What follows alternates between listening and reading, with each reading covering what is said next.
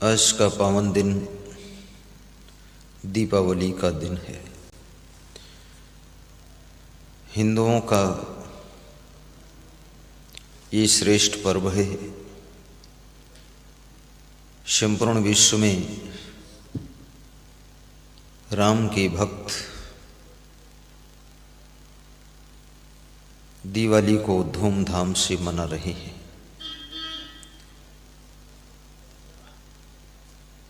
अयोध्या में महाराजा दशरथ के 4 पुत्र थे, राम, लक्ष्मण, भरत और शत्रुघ्न। सभी पुत्रों में राम ज्येष्ठ पुत्र थे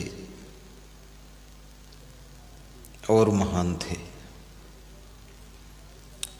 कैकेयी की इच्छा के अनुसार उन्हें राजा दशरथ ने 14 वर्ष के लिए वनवास दिया था। 14 वर्ष का वनवास भगवान श्री राम व्यतीत करने के लिए अयोध्या से प्रस्थान करते हैं। 14 वर्ष का समय बहुत लंबा समय होता है। 14 मिनट यदि आपसे कहा जाए कि ध्यान में बैठिए, तो 14 मिनट के ध्यान में आप 14 बार आंखें खोल कर देख लेंगे कि 14 मिनट पूरी हुई कि नहीं हुई। 14 वर्ष भगवान श्री राम की युवावस्था वनवास में व्यतीत हो रही है। तापस भेष विशेष उदासी, 14 वर्ष राम वनवासी। कैकेयी कोप भवन में नाराज होकर बैठी है। महाराजा दशरथ को समाचार मिलता है कि महारानी कैकेयी कोप भवन में है। राजा दशरथ चिंतित हो जाते हैं, दुखी हो जाते हैं, डर भी जाते हैं और मन में असमंजस हो जाता है। राजा दशरथ सोचते हैं कैकेयी क्यों नाराज है। आपके परिवार में जब कोई मेंबर नाराज होता है तो आपके मन में कई प्रकार के विचार आते हैं कि नाराज होकर कहीं घर से भाग न जाए, नाराज है तो कहीं जहर वहर न खा ले, नाराज है कहीं आत्महत्या न कर ले, नाराज है तो कहीं दूसरे को न मार दे गुस्सा में, नाराज है तो कहीं नदी तालाब में डूब न जाए। बहुत भ्रम होता है। कुछ लोगों का स्वभाव होता है छोटी छोटी बात में बहुत नाराज होते हैं और राजी कभी होते ही नहीं हैं, हमेशा नाराज ही रहते हैं। कितने पति पत्नी पूरी लंबी जिंदगी नाराजी में ही बीत गई है। जब से शादी हुई है 2-4 दिन 2-4 साल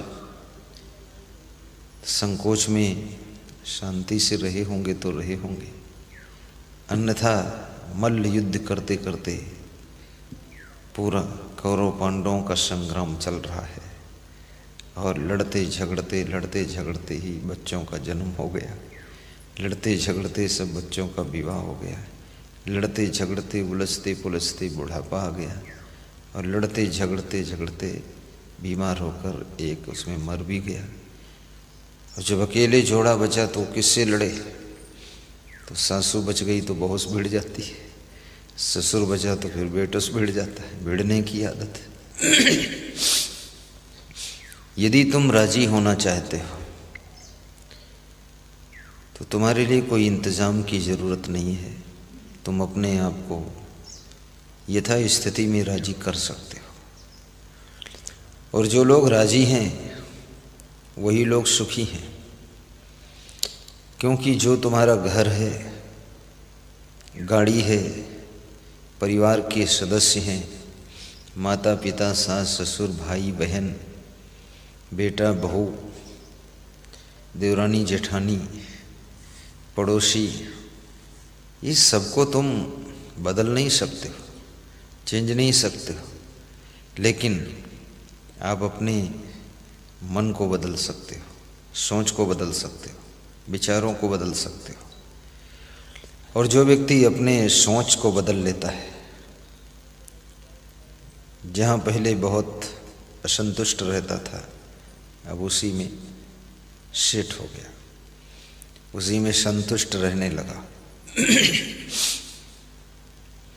एडजस्ट करना, अपने आप को सेटल करना, ये बहुत बड़ी कला है।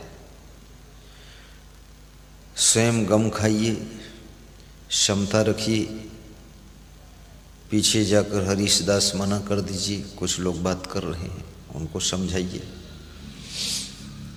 साहिब बंदगी बोलिए, प्रसन्न रहिए, एक दूसरे का ख्याल रखिए।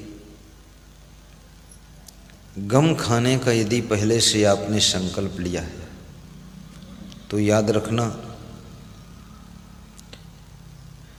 आप अपने मन को संतुष्ट कर सकते हैं। गम खाना हर व्यक्ति को पड़ता है, चाहे खुशी से गम खाए, चाहे नाखुश होकर गम खाए,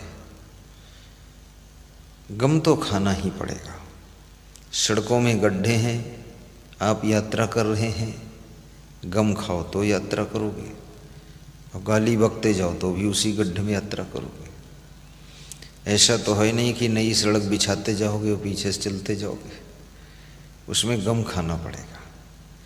जो भी आपके यहाँ भोजन बना है, खाना बना है, अब उसी में अपने आप को संतुष्ट करिए। आप नहीं संतुष्ट करोगे, खाना तो वही पड़ेगा जो बना हुआ है। जो लोग स्वयं को संतुष्ट करना जानते हैं, बहुत बड़ी उनकी उपलब्धि है। प्राणियों के साथ में, पदार्थों के साथ में स्वयं को सेटिस्फाई करिए। भगवान श्री राम को राजा दशरथ ने कैकेयी से मिलने के बाद कैकेयी के दुख को पूछा, कैकेयी तुझे क्या दुख है?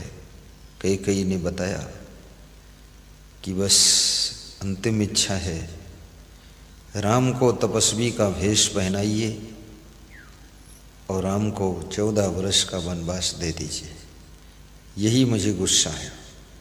यदि ऐसा करोगे तो मैं खुश हूँ, नहीं करोगे तो मैं क्रोधित हूँ। पत्नी जब क्रोध करती है तो पति का रोया रोया कांप जाता है। बेटा जब क्रोधित होता है, बाप का कलेजा कंपित हो जाता है। और बाप गुस्सा होकर के कोई एक्शन लेता है, रिएक्शन करता है, तो बेटे बहू सब टेंशन में आ जाते हैं। मेरे पास महाराष्ट्र से, लातूर जिले से फ़ोन आया कि मेरे पिताजी नाराज़ होकर कहीं भाग गए हैं, पूरा परिवार दुख में डूब गया है। तो मैंने कहा चिंता मत करो, चुपके चुपके ढूंढो, रिश्तेदारों को बताओ मत, नहीं तो बात का बतंगड़ होगा। 15 दिन में वे मिल जाएंगे, वापस आ जाएंगे। 3 दिन बाद वो मिल गए, वापस आ गए। हमारे पास फ़ोन आ गया कि वापस आ गए हैं और हमारे दूसरे भाई के पास रहते हैं। तो हमने कहा वहीं रहने दो, इधर बुला के मत लाना, नहीं फिर टमटम खड़ा होगा। तो बोले कि बाप है। हमने कहा बाप है लेकिन बुलाना पाप है, वहीं रहने दो। हाँ, बहुत बड़ा ये श्राप है।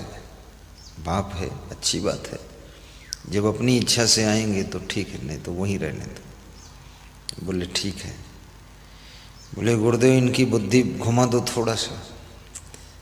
मैंने कहा बुद्धि बुढ़ापे में किसी को ट्रेनिंग नहीं दी जा सकती है, बैल को भी बचपन में ही ट्रेनिंग मिलती है। अब आदमी फिर इतना बड़ा बैल है, इसको बुढ़ापे में तुम कुछ सिखा नहीं सकते। ये सीखता कहाँ है? सीखेगा आड़ में जब जाएगा तो फिर वैसे करेगा। ये तो बहुत बुद्धिमान प्राणी है, चालाक है। ये अंदर मन में सोचे रहता तुम हटो बस, तुरंत हम वही काम करेंगे जो करते थे। तुमको मूर्ख बना देगा और हाँ हूँ कर देगा तुम्हारे सामने। हाँ ठीक है, जो आप कहते हो वही ठीक है। तो मनुष्य को संभालना बहुत कठिन होता है, और जो लोग मनुष्य को संभालना जान गए वो जीवन में सफल भी बहुत होते हैं। कैकेयी को खुश करने के लिए राम को वनवास राजा दशरथ देते हैं, और कैकेयी ने शर्त रखा था कि तपस्वी का भेष पहनाकर राम को जंगल भेजिए।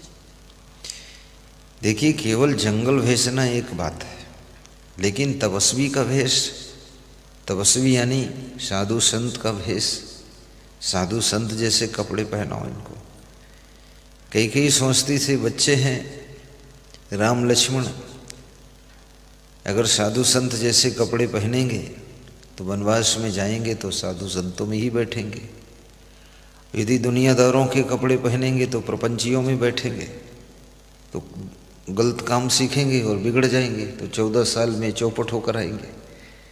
तो वनवास तो भेजो इनको, लेकिन चौपट होने से बचाओ। कपड़ों का बड़ा प्रभाव होता है। तुम किस तरह के कपड़े पहने हो उस तरह की ही संगत में बैठ पाओगे। अब साधु के भेष में तुम शराब की दुकान पर दारू खरीद कर पीने में शर्म लगेगी, तुमको संकोच लगेगा, लेकिन पैंट शर्ट पहनकर बेधड़क तुम खरीद सकते हो, बेधड़क खरीद लोगे। साध्वी के कपड़े पहन करके वेश्यावृत्ति करने में शर्म लगेगी, क्यों साध्वी हो, तिलक लगाए हो, तो आपको संकोच लगेगा। और संकोच भी मनुष्य को बहुत सी गलतियों से बचाता है। शर्म भी बहुत सी बुराइयों से आपकी रक्षा करती है। इसलिए आपके अंदर थोड़ी शर्म होनी चाहिए। भगवान श्री राम अपने पिता श्री दशरथ जी की आज्ञा को पाकर वनवास जाने की तैयारी करते हैं। इधर भरत के राज तिलक की तैयारियां शुरू होती हैं। भरत ननिहाल में हैं शत्रुघ्न के साथ। राम और लक्ष्मण और सीता वनवास की यात्रा करते हैं तपस्वी का भेष पहन करके। और ऐसी स्थिति में महाराजा दशरथ अपने पुत्र के वियोग में मृत्यु को प्राप्त हो जाते हैं। राजा दशरथ का प्रेम राम से बहुत था, लेकिन भयगति सांप छछुंदर केरी, न तो कैकेयी को छोड़ सकते थे न राम का वियोग सह सकते थे। अंततः वे मृत्यु को प्राप्त हो जाते हैं। कैकेयी, कौशल्या, सुमित्रा तीनों रानियां विधवा हो जाती हैं। दशरथ जी पर लोग चले जाते हैं। राम, लक्ष्मण, सीता वनवास चले जाते हैं। ननिहाल से भरत शत्रुघ्न का आगमन होता है। दशरथ जी की मृत्यु का समाचार सुनकर राम वनवास, लक्ष्मण वनवास, सीता वनवास का समाचार सुनकर भरत जी शोक में डूब जाते हैं, रोने लग जाते हैं। गुरु वशिष्ठ उनको समझाते हैं कि सुनो भरत भावी प्रबल, बिलखि कहो मुनिनाथ, हानि लाभ जीवन मरण, जस अपजस विधिहात। हे भरत, भाग्य बहुत प्रबल है, जो किस्मत में लिखा था वो हुआ है। और बिलखि कहो मुनिनाथ, और ऐसा समझा करके समझाने वाले गुरु वशिष्ठ भी बिलखने लग जाते हैं, रोने लग जाते हैं। कभी कभी समझाने वाले भी दुख में डूब जाते हैं। आए तो थे तुमको समझाने के लिए, लेकिन स्वयं ही ना समझ हो गए और दुखी हो गए, क्योंकि दूसरों का दुख भी आपको प्रभावित करता है और दूसरों का सुख भी आपको प्रभावित करता है। दूसरों की खुशियाँ भी आपके मन को इफ़ेक्ट करती हैं और दूसरों की पीड़ा भी आपके मन को इफ़ेक्ट करती है।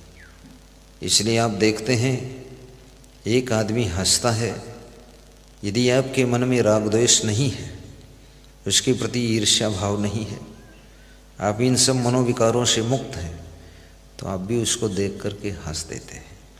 एक व्यक्ति रोता है तो आपको भी रुलाई आने लग जाती है, और ये महिलाओं में ज़्यादा प्रभावशाली होता है। एक स्त्री रो रही है, जितनी स्त्री आएंगी सबको रोना आ जाएगा। एक स्त्री हंस रही है, सब उसके साथ हंसने भी लगेंगी। इस मैटर को समझेंगी नहीं कि हंस क्यों रही है, रो क्यों रही है, साथ में सहयोग प्रदान करेंगी। पुरुषों में भी होता है, प्रभावित वो भी होते हैं, लेकिन पुरुष शर्मीला बहुत होता है, बहुत संकोची होता है, वो खुल के रो भी नहीं सकता है, खुल के हंस भी नहीं सकता है, बहुत गंभीर रहता है, सीरियस रहता है।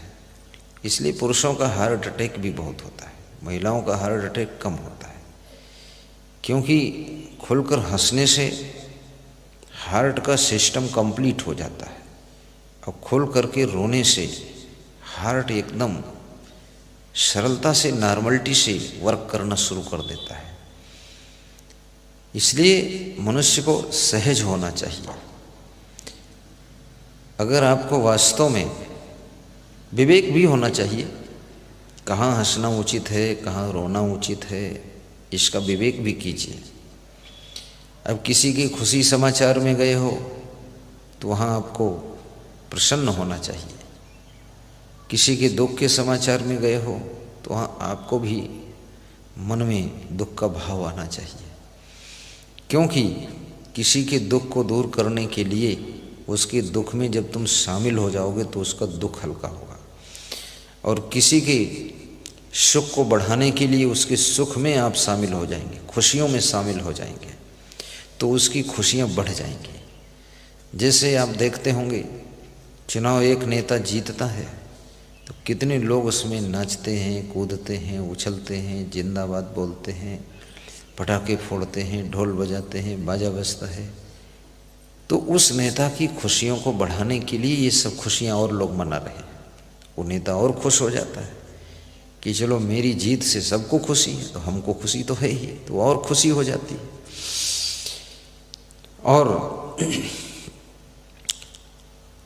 भगवान श्री राम वनवास में सबसे पहले निषाद राज के यहाँ रात्रि विश्राम करते हैं, वहाँ से सवेरे प्रस्थान करते हैं। वहाँ के नर नारी सब दुखी हो जाते हैं कि भगवान आए थे चले गए। निषाद स्वयं उनके साथ में आगे की यात्रा करता है, रास्ता बताता हुआ चला जाता है। भगवान श्री राम समझाते हैं, कहीं भी जाओ तो वहाँ के लोकल आदमी को साथ में ले लीजिए, स्थानीय व्यक्ति को साथ ले लीजिए। अयोध्या से चले थे 3 लोग, लेकिन वनवास तो केवल राम का हुआ। सीता को क्यों ले गए, लक्ष्मण को क्यों ले गए, लक्ष्मण क्यों गए, सीता जी क्यों गई, और सीता जी गई तो उर्मिला क्यों नहीं गई? दोनों जाती तो देवरानी जेठानी और प्रेम से रह लेते, कोई परेशान करने आए तो दोनों मिलकर कंट्रोल करती। बड़े तर्क हैं, बड़े प्रश्न हैं, लेकिन सबके पीछे एक विशेष बात है। राम भगवान भरत को क्यों नहीं ले गए? क्योंकि जो कार्य लक्ष्मण कर सकते थे भरत नहीं कर पाते, और भरत चले जाते यदि, तो फिर अयोध्या का सब सिस्टम कौन संभालता? और शत्रुघ्न उतने साहसी नहीं थे, सीधे थे, इसलिए वनवास में साहसी की जरूरत थी। लक्ष्मण के पास साहस भी है और राम के प्रति पूर्ण आस्था भी है। लक्ष्मण कोई साधारण तत्व नहीं है, सेवा का भाव बहुत था। लक्ष्मण महान व्यक्ति है। और उर्मिला क्यों नहीं गई, लक्ष्मण की पत्नी? क्योंकि पत्नी के साथ में अलग से उसका प्रबंध करना पड़ता है, पत्नी का सिस्टम संभालना पड़ता है। तो सीता जी फिर क्यों गई? सीता जी इसलिए गई कि राम का कहना था कि मेरे ऊपर कोई अंगुली भी ना उठा सके, हमें सबके यहाँ जाना पड़ेगा, तो अपनी वाइफ को साथ रखूँगा, और लक्ष्मण मेरा छोटा भाई, इसको फ्री रखूँगा, नहीं ये भी अपनी पत्नी के संभालने में चक्कर में पड़ जाएगा तो आगे काम रुकेगा, तो इसकी वाइफ जो है यहीं रह जाए अयोध्या में। और उसको ले गए, क्योंकि सब कार्य को विवेक से करना चाहिए। अभी ले क्यों गए? क्योंकि कहीं भी कार्य कुछ करना हो, हमेशा साथी ढूंढ लीजिए। अकेले आप जाएंगे, कार्य में बाधा पड़ेगी और कार्य में सफलता मिलने में बहुत आपको मेहनत पड़ जाएगी। साथी होना चाहिए। तो लक्ष्मण को साथी बना लिया और सीता जी को जीवन साथी बनाया था, उनको साथ में ले लिया। और सीता जी कहती थी तुम जाओगे, हमको नहीं ले जाओगे तो मैं मर जाऊंगी यहाँ। अब ये भी विचित्र बात है।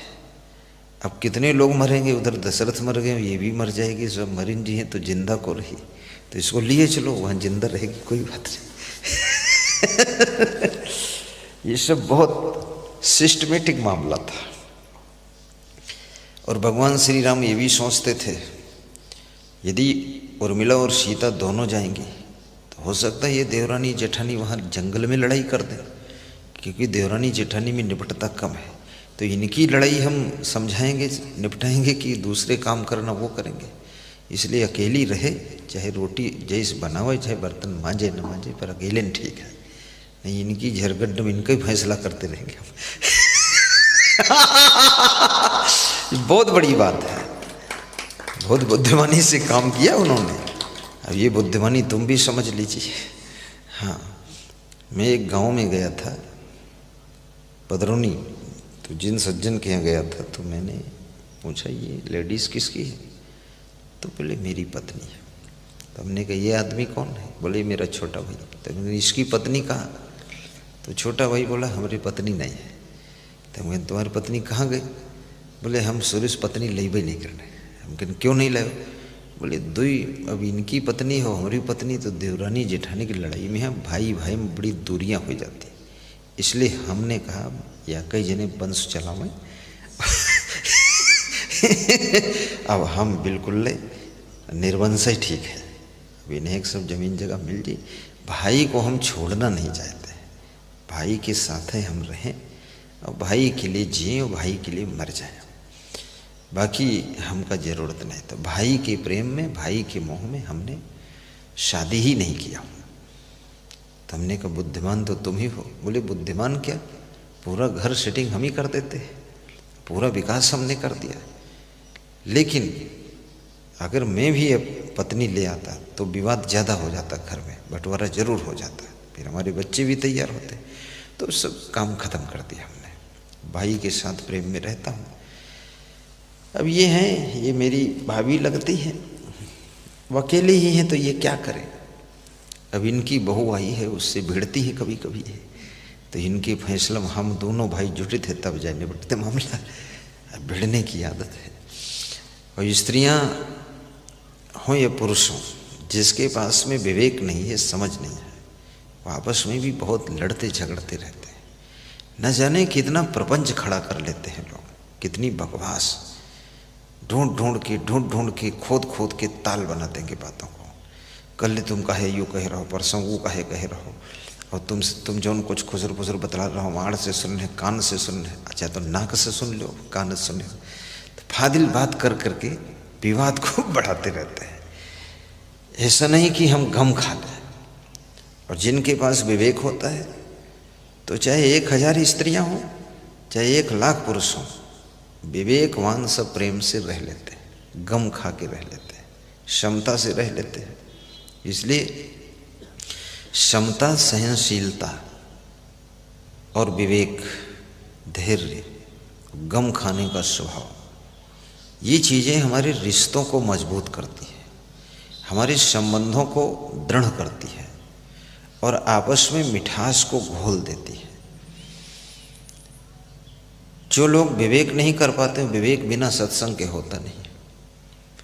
तो नौका जब गंगा तट पर पहुंचते हैं, केवट से नाव मांगते हैं, केवट इनकार करता है, बड़ी मुश्किल से नाव लाता है, राम जी के चरण पखारता है, केवट पार उतारता है। पार उतरने के बाद भरद्वाज के आश्रम पहुंचते हैं प्रयागराज में। भरद्वाज मुनि बसहि प्रयागा, वहाँ पहुँच करके भरद्वाज का दर्शन करते हैं, भरद्वाज से मार्गदर्शन लेते हैं। भरद्वाज कहते हैं यहाँ से आप चित्रकूट जाइए, गंगा पार करिए। और यहाँ से कोई ये गंगा यमुना पार करने के लिए जहाज नहीं चलता है, आप अपना बेड़ा बना लीजिए। तो लक्ष्मण जी और निषाद दोनों मिल करके बेड़ा तैयार करते हैं और लक्ष्मण जी उसको खेते हैं और निषाद को वहीं पर छोड़ देते हैं राम, क्योंकि राम सोचते हैं निषाद गृहस्थ आदमी है, इसकी गृहस्थी बिगड़ जाएगी, इसको वापस कर देते हैं। निषाद रोता है, राम उसको धन्यवाद देते हैं, आशीर्वाद देते हैं और विदा हो जाते हैं। लक्ष्मण जी बेड़ा को खे रहे हैं, नौका चला रहे हैं, राम सीता बैठे हैं, चित्रकूट के तट तरफ पहुंच जाते हैं और चित्रकूट में भगवान श्री राम वाल्मीकि के आश्रम पर जाते हैं, क्योंकि साधु संतों के तपस्वियों के वस्त्र उन्होंने पहना है, जिसके कारण वह भगवान ऐसी वैसी जगह पर बैठ नहीं सकते हैं। वे बड़ी प्रसन्नता के साथ में साधु संतों में ही बैठते हैं, वाल्मीकि का सत्संग भी सुनते हैं, वाल्मीकि की सेवा भी करते हैं, दंडवत प्रणाम करते हैं और वाल्मीकि से पूछते हैं हम चित्रकूट में कहाँ रहें। तो वाल्मीकि ने कहा कि मेरा आश्रम बहुत बड़ा, यहीं रहो। राम ने कहा कि किसी भी गृहस्थ को किसी त्यागी संत महान पुरुष के आश्रम पर हमेशा के लिए नहीं रहना चाहिए, क्योंकि संसारियों की भीड़ बढ़ेगी तो आपकी तपस्या में बाधा पड़ेगी। इसलिए ऋषवर मुझे दूसरा स्थान बताइए, मैं कहाँ रहूँ। तब उन्होंने बताया 16 स्थान बताए। उनमें से सभी स्थान मन मंदिर में हृदय में बताया कि जिनके कपट दंभ नहीं माया, तिनकी हृदय बसो रघुराया। उनके हृदय में बसो जाकर जिनके कपट दंभ नहीं है। और जो लोग तुम्हारा सत्संग सुनते सुनते, ज्ञान की कथा सुनते सुनते कभी तृप्त नहीं होते हैं, जिनके श्रवण समुद्र समाना, कथा तुम्हारे सुभग सरिनाना, भर ही निरंतर हो ही न पूरे, तिनकी हृदय बसो गृह रूढ़े।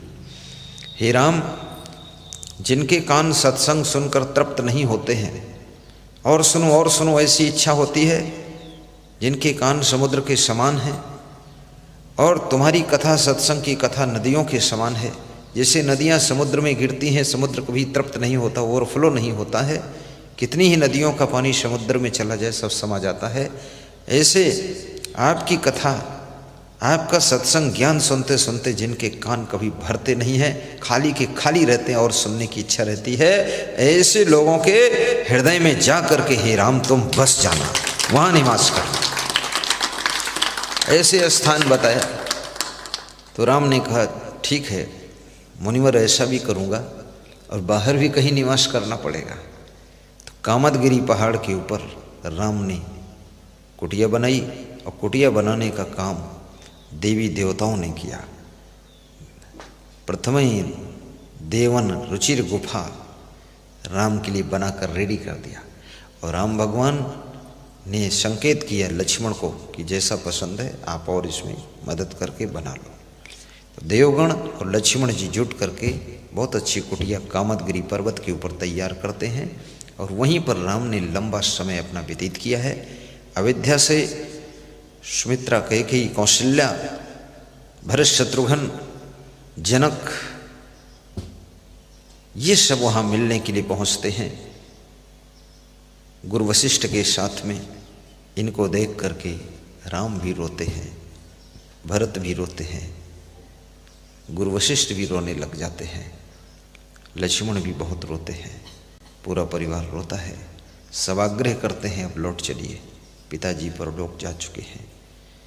तो राम कहते हैं जिस कारण पिताजी परलोक गए और वो फिर हम बीच में अधूरा छोड़ दें, वो मर भी गए और हम पूरा भी ना करें तो उनकी दिवंगत आत्मा को भी दुख होगा। अब हम 14 साल के बाद लौटेंगे। सबको समझा बुझा करके, सबको धैर्य दे करके, राम का संकल्प दृढ़ है। संकल्प हमारा ऐसा ही होना चाहिए, ऐसी ही दृढ़ता होना चाहिए कि हम जो संकल्प लेते हैं, चाहे वो संन्यास का संकल्प हो, चाहे भक्ति का संकल्प हो, चाहे ब्रह्मचर्य का संकल्प हो, चाहे सेवा का संकल्प हो, दान पुण्य का संकल्प हो, चाहे शिक्षा प्राप्त करने का संकल्प हो, लेकिन संकल्प ऐसे होना चाहिए जैसे हिमालय पहाड़ है। हिमालय पहाड़ कभी वहाँ से खिसक करके पूरा पहाड़ आपकी लखीमपुर में नहीं आएगा, ना तो आपकी सिधौली में पहुँचेगा, न सुल्तानपुर जाएगा, न चितवनिया गांव जाएगा।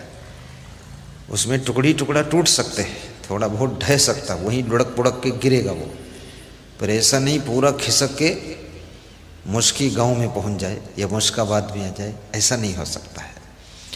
निश्चय अटल के ढाल पर सब बेगनवार टलंत जो।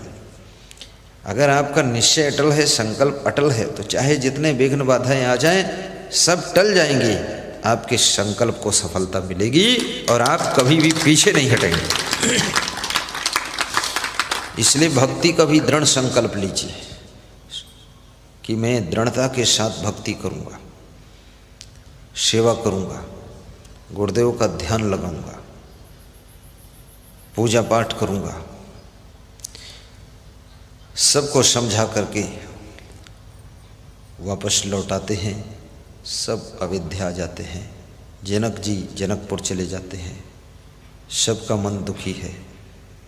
भरत जी राम के पादुका लेकर लौटते हैं, तभी से पादुका का सम्मान है। अभी मैं यहाँ आ रहा था, श्रीमती सावित्री देवी काजी खेड़ा वाली बोली कि चरण अपने नीचे रख दो, तो हमने कहा चलो रख देता हूँ। तो एक चरण रखा, बोले दूसरा भी रख दो, बोले अब फिर से अपने पादुका पहन लो।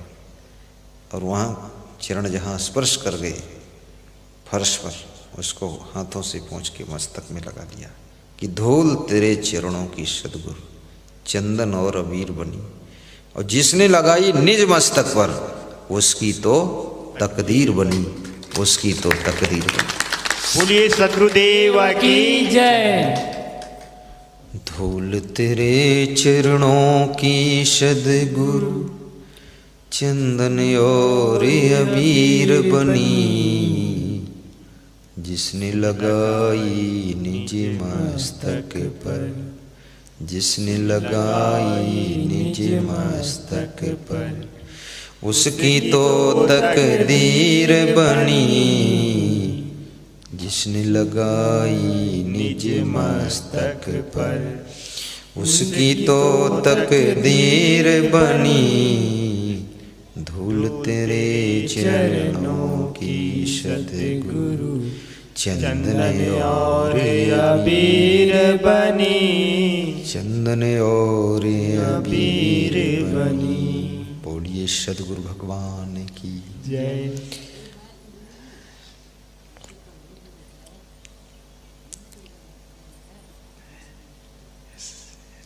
साहिब बंदगी।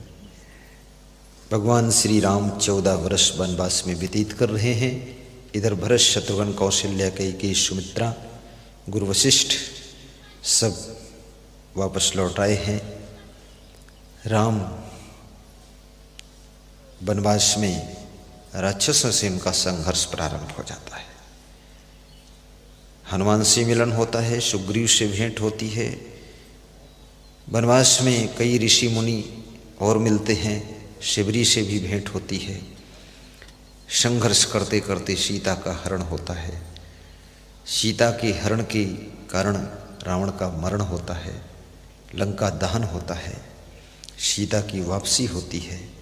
राम ठीक 14 वर्ष के बाद वनवास से अयोध्या वापस लौटते हैं।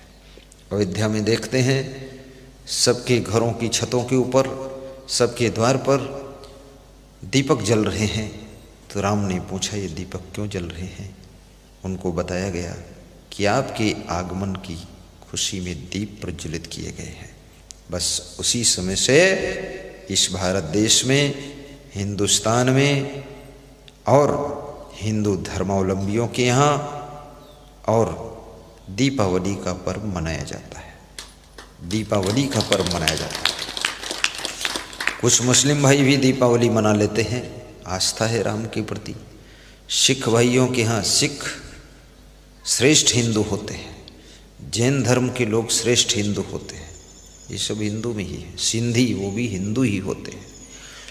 अब वे सभी दिवाली मनाते हैं और दिवाली में सबसे पहले अपने घर द्वार की सफाई का है अज्ञान का अंधकार मिटाने के लिए उन्हीं की दिवाली सार्थक मानी जाती है।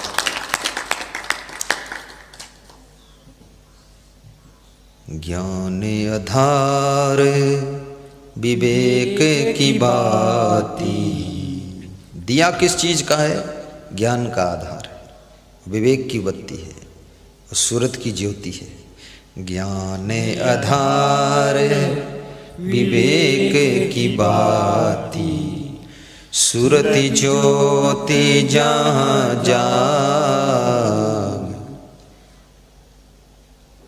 आरती गरीब नीवान साहिब, आरती दीन दयाल। गाइए, भाव से गाइए।